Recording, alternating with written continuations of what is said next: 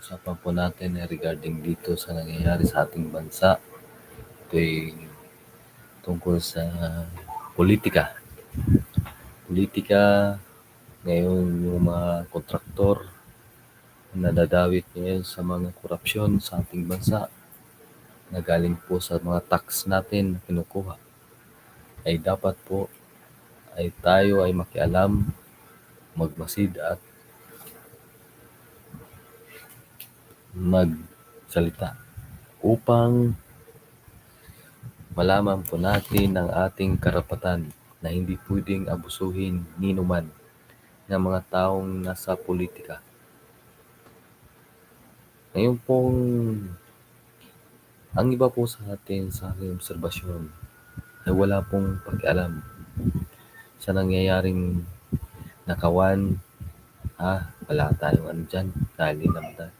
Hindi po ninyo yan nararamdaman sapagkat hindi nyo po yan. Pero sa aming pong mga kinakaltasan ng mga tax, napakalaking bagay po ang mawalan sa amin.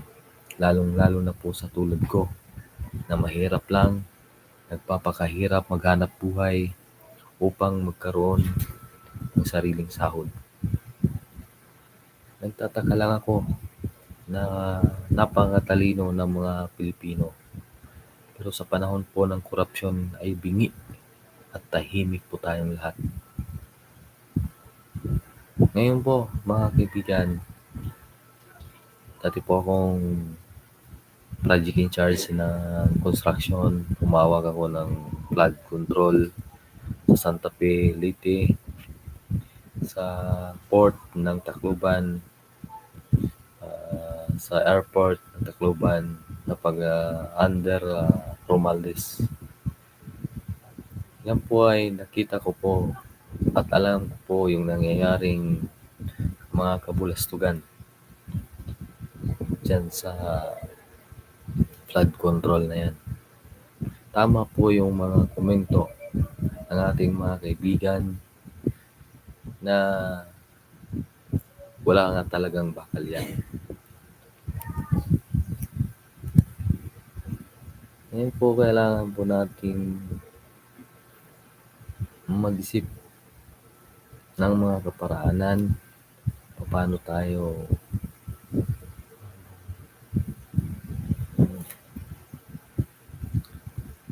makakaganti, paano natin mapapalitan. Totoo nga ang sinabi ng dating Pangulong Rodrigo Duterte, hindi po ako maka-Duterte, pero naniniwala ako sa kanyang sinasabi na siya ay weak leader, si Marcos. Nung pinasyalan niya sa Bulacan, yung project na sinasabi na ghost project, ang reaksyon niya, ganito. Ganun ba ang maging isang leader? Ganun ba ang reaksyon lang ng isang leader? Na para ka lang nakikipagkwentuhan sa pagong? Hindi ganun. Naging leader din ako. Hindi ganun ang isang leader, lalo't hinahawakan mo buong Pilipinas. Napakatanga pong desisyon yan. Napakawalang kwentang presidente, sa totoo lang. Kailan pa po tayo kikilos?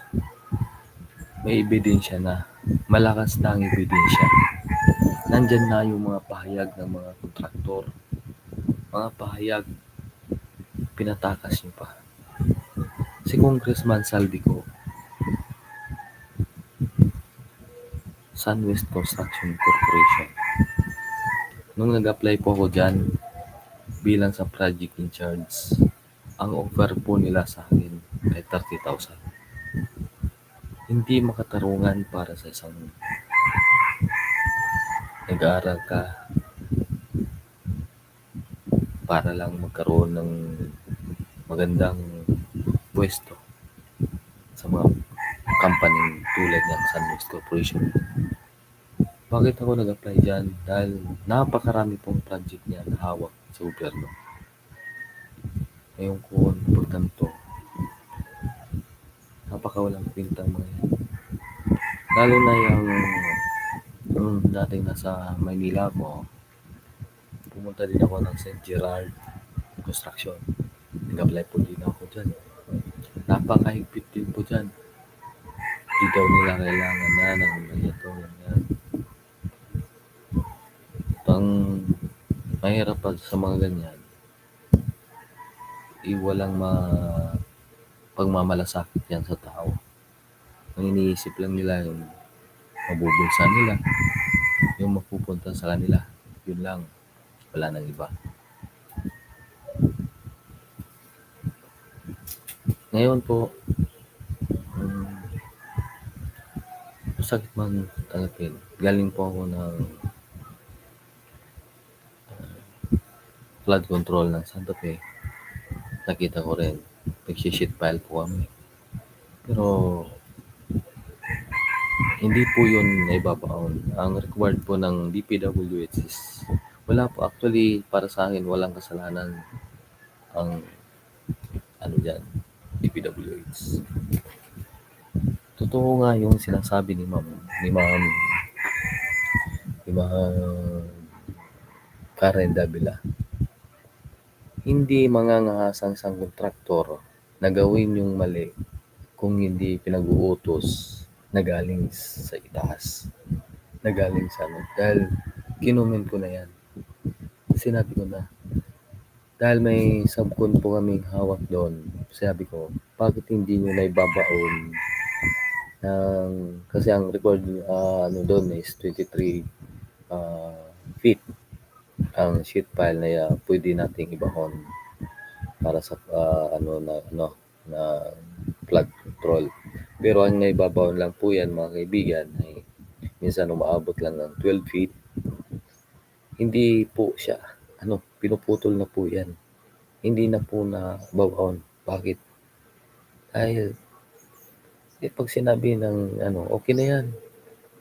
Importante, naibaon. Yun lang. Okay na. Wala na. Ngayon po na bakit na ko yung flood control, napag-usapan natin, na-share ko sa inyo dahil alam ko po yan. Ngayon po may sarili po akong pangontrata na lang po ako bilang sa inhenyero. Pangontrata lang po ako ng proyekto dito sa amin, sa lugar namin. Magsisimula po. Sana po, hinikayat ko po na mga po ako, mga Lutinyo, ay kunin po tayo bilang sa may magpapagawa po ng bahay. Kumpulito po tayo, may architect po tayo na gagawa ng design, may structural engineer po tayo na mag-estimate para maging tama at hindi sa po yung paggawa sa site. Yung implementor, founder po ng sa mga kaibigan na dito, nakatutok, mga kapanood nito dito sa Leyte, mga kaibigan. Kontakin nyo lamang po yung Triple G and SG Builders Services para sa mga nagpapagawa ng bahay at sa mga building. Pag-usapan na po natin para maging quality yung trabaho natin. Nais ko lamang po i-share sa inyo sapagkat hindi ko pa alam